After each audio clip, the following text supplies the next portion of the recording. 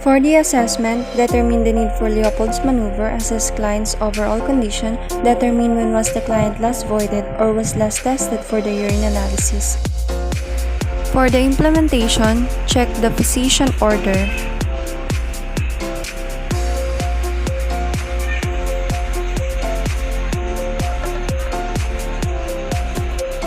Good day, ma'am. Good day.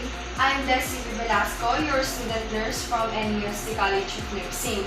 So I'm here at 7 a.m. to 3 p.m.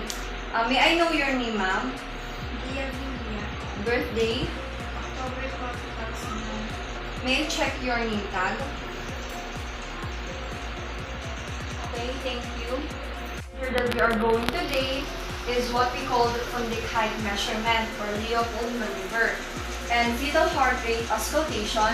So it is used to determine the stational age, the growing rate, and fetal light, and which fetal home of the fetus of the baby is inside the utero or the mother's abdomen. It is important so we can examine and assess your body birth. All you need to do is to lie down and put your hands on the side bed while I'm doing the procedure.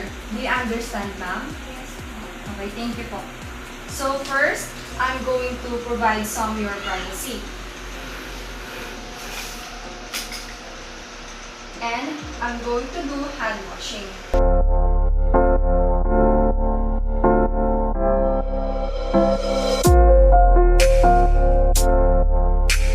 Ma'am, can you flex your both feet and rotate outward like this?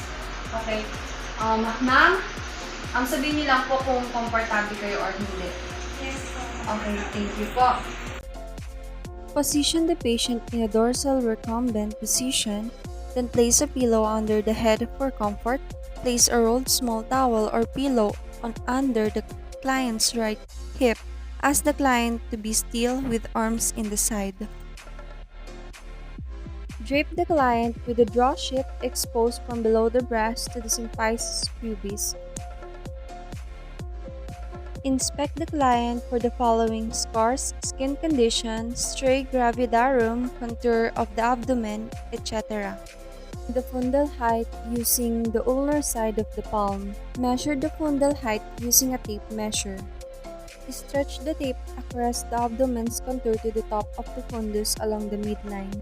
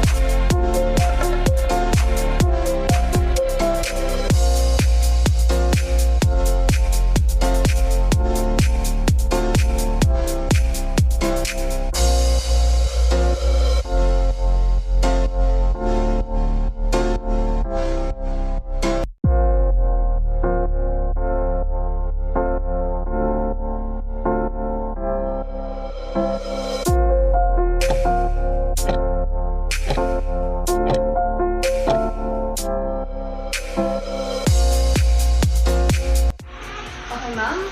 You can.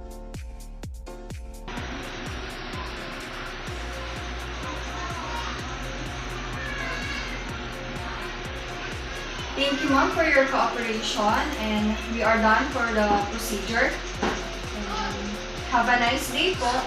Thank you.